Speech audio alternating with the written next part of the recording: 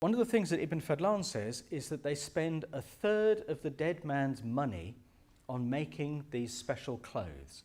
And the quality of the clothing that he describes in great detail, the furs, the gold, and so on. We're talking about someone being buried in the cost of a farm or more. This is not everyday wear. It's an enormous investment. It's important what these guys are dressed in as they go into the grave. Another third of the dead man's money is spent on alcohol. And when you imagine that this man is one of the leading men of his community, that's a lot of alcohol. There's a kind of stereotype that's attached to Ibn Fadlan here. A lot of people have interpreted his description as a party, and then linked that to the cliches of the Vikings. Here they are, these serious Viking raiders up for a good time that we'd expect. And it's not like that.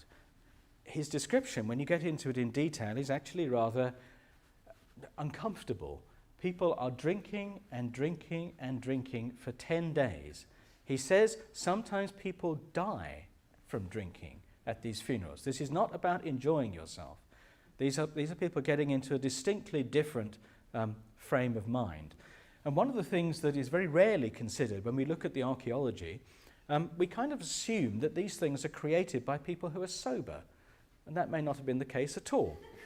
And throughout these 10 days of preparations, everybody is drinking, everybody is eating, and it seems that very large numbers of people are having sex as well. Ibn Fadlan mentions this with a degree of scandal. The whole community is involved in this funeral. At the same time, one of the dead man's slaves volunteers, and we don't know to what degree this really is volunteering, but she supposedly volunteers to be sacrificed at his funeral and accompany him into the next world.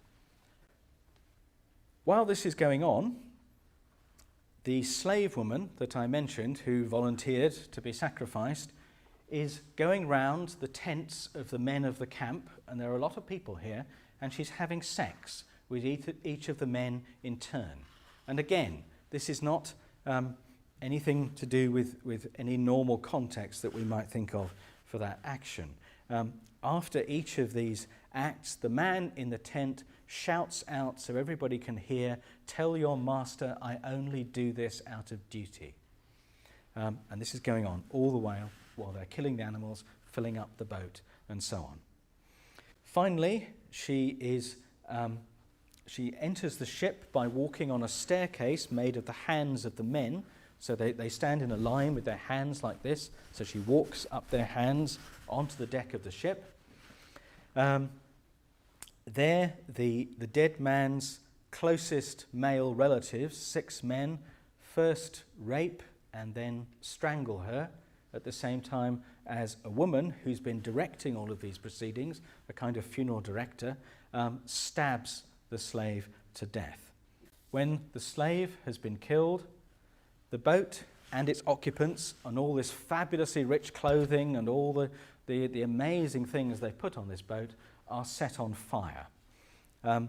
The process itself is very dramatic. Again, the closest male relative to the dead man approaches the boat backwards. He's completely naked. Ibn Fadlan says he takes great care to keep all the orifices of his body, his nose, his mouth, his ears, turned away from the boat. And as he's backing towards it, he covers his anus with his hand. In other words, I think he's afraid of something coming out of that boat and going into him. And as he approaches the boat, he then puts in the first torch, and when he's lit the pyre, then everybody else can approach it and it's somehow safe to do so. And they throw torches onto it. This, sorry to be flippant, this thing you see here, this is from a Viking festival that's held every year up in Scotland. We do this all the time in Scotland.